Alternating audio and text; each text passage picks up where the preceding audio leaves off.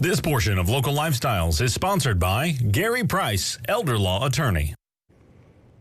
And Gary Price is here today to help us understand the differences between Medicaid and Medicare. And I know you hear that all the time. It's really, you do kind of, we do sort of interchange those ideas. And boy, they're not the same thing at all. They're not the same thing at all.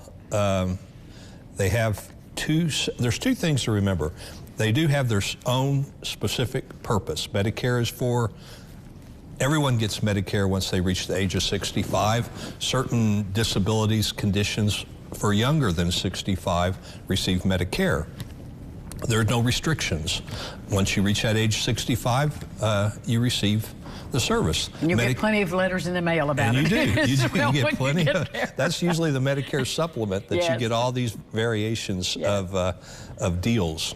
But that pays for your medical expenses. So that's Medicare. That's its purpose. Medicaid's not for that purpose. Medicaid pays for things that Medicare won't.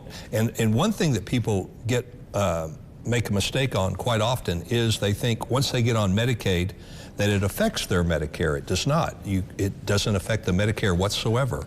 So what Medicaid covers would be like in-home care services, nursing home care services, which is what we often talk about.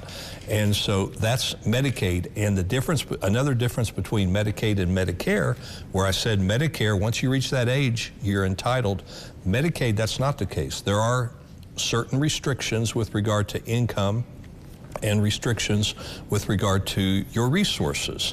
And as we've discussed, there's rules that apply in order to get you qualified, to get most anyone qualified according to those restrictions. Well, then you really don't have to qualify for Medicare. You just age into it. That's typically, right. Unless you have another issue. Unless there's a disability. So with Medicaid, this application process, regardless of age? Regardless of age. Now, once again, on Medicaid, if you're younger than 65, then there's going to have to be a disability or a medical condition to get you qualified for Medicaid. But over 65, then we don't look at the medical condition, but we do look at the resources, we do look at the income. You know, and Gary, I know you've walked many people through this, and I've had people in my church over the years who have applied for Medicaid for medical reasons, as you talked about. They're really extreme. But it's not an easy process to wade through, and you don't always get the positive answer you hope for, no matter how much need you know you have. That's true. That's true. It's a process that you need to be careful when you go through that process. And representations you make may come back to haunt you. Not to say you want to keep anything from the process, but it is a process that you have to understand what you're doing when you're going through it.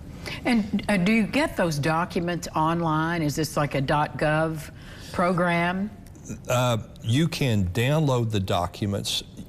You can't file the documents online without an account with the Medicaid office, but you can download the documents, and then you can go to your local Medicaid office and file them there. That's usually if someone does it without an attorney who has an account, they usually take the documents, and every time they file documents with Medicaid, they go down to the Medicaid office. Good to know. Now we know. Thank you, Gary. Sure thing. We'll be back with more Lifestyles right after this. You can get his book, call his office.